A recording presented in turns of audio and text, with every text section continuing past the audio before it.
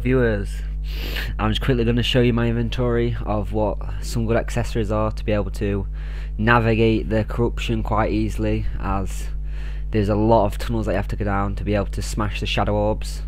And if you didn't already know, the shadow orbs are the white coloured circular orbs at the bottom of the corruption tunnels, which once smashed will either give you items or normally activate the boss called the Eater of the Worlds, which I'm currently looking for. That is the purpose of this video. So yep, I'm just currently showing you the accessories, which was rocket boots then. Oh, that's quite a sneaky corruption spike. And if you're wondering as well, the gold yellow circular orb following me is an accessory. Well, sort of like an accessory what you put in your hotbar, which uses 40 mana and creates that gold orb behind me, which gives me light. So I'm just going to chuck a dynamite down, as the stone which is surrounded in the corruption can only be mined by a nightmare axe or higher.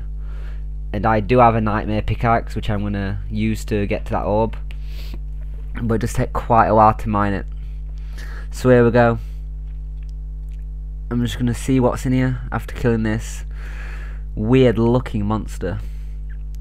And what am I going to get? Take my time.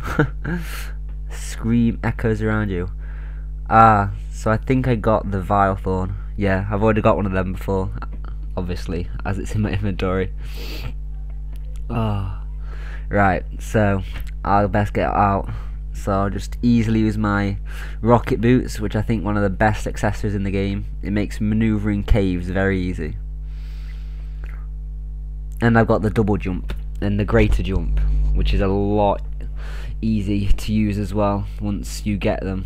Like now I can just easily clear that hole. These are quite annoying. Eater of Souls. There's quite a lot of the enemies when you go deeper in the corruption. Oh, that is the gun that costs 50 gold to buy from the arms dealer, and I think it's probably the best weapon in the game. Once used with meteorite shots, I think it does like 11 damage per shot, which is quite good, and it's rapid.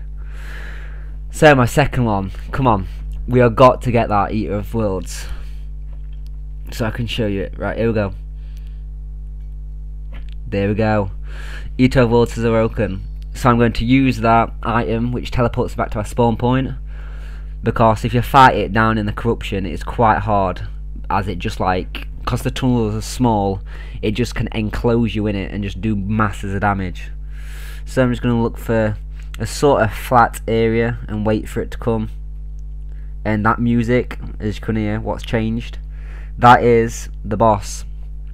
That's the activation of the boss that shows when it's coming or when it's near you.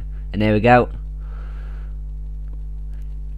I think it is a quite easy boss, as you can see I'm doing masses of damage, but later on when it splits into like halves and threes and fours of them, it does get quite difficult. And at the time of doing this, I wonder what the guide is doing, cause it must be in viewing distance of me, and it's just like, whoa guys, what is he doing? And it's just sat over there chilling while I'm like killing this massive worm, and it doesn't have a clue. I don't get why it can't help me. It's meant to be a guide, and a guide normally protects you, but no, it's just sat over there minding his own business and does nothing. Oh. So I'm doing masses of damage here to the worm, which is quite good, as you do the most damage you can to it as possible, or else it'll just like devour you basically, because it is quite a hard boss. To say it only looks like it's got 200 health, it does have a lot more, as it does split in halves. Each segment of his body has 200 health. But other than that, it is quite a simple boss, but you've just got to make sure you watch your health. As you'll later see, I accidentally just focus on killing the boss instead of watching my health, and it just devours me. So I'm handling it quite well. I could do a lot better, but this is just a quick video of me showing you. Not the best method by far, but just a decent method to kill the boss. And I'm not saying it does require this mini shotgun, as I have killed it before with the Vile Thorn staff, which I think is another good item to use to kill it, as that does masses of damage as well. I think it does 7 damage, as I'm doing 12. So it is a good idea if you want to get a lot of money, or demonite ore to make armor, is just to break loads of shadow orbs to attract the boss and then kill it. Because as you can see, the blackish blue balls that it does drop are the demonite ores, which it does drop in like 6s or 7s. And the boss normally does drop a demonite piece of item after you've killed it, which is quite useful. And there we go, I just got killed. And a good thing to note is when you do actually die, the smaller parts just disappear for some reason, and the biggest part, only one big part, stays and carries on attacking you. But I don't get why the guy is just like walking around like a boss. I don't know who he thinks he is, and he doesn't help one bit in this game. And as you can see, the small parts have just disappeared, and it's just left with this big bit. And the guide, it must be like 10 steps away, and it's just, look, he's there, and he's just like, what is this guy doing? Oh my god, he's brought a worm, and it's gonna kill me. But no, he just sat there, looking at me, thinking, what a freak. Oh my god. They really need to do something. There should be a help my ass out button on the guide. You can just click it, and it'll like, just turn into a ninja or something, like help you.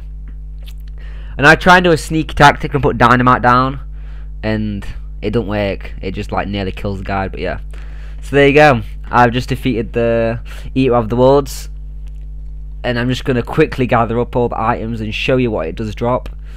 And it does drop a significant amount of gold, quite a few ore, demonite ore that is, some dark scales I think they're called.